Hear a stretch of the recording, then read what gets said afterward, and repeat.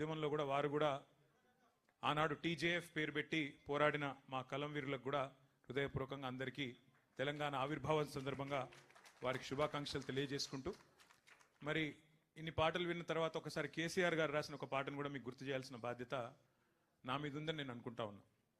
ఆనాడు ఉద్యమ స్ఫూర్తిని నింపడానికి ఎవరిలో కూడా మరి మళ్ళీ తెలంగాణ వస్తుందా అనే అనుమానం ఉన్న వారందరి అనుమానాలు పటాపంచలు చేయడానికి కేసీఆర్ గారు స్వయంగా కలం పట్టుకుని రాసిన పాట ఒక చరణం.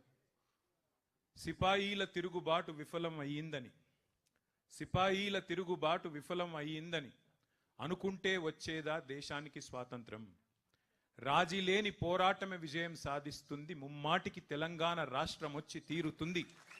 ఇది కేసీఆర్ గారు రాసిన పాట.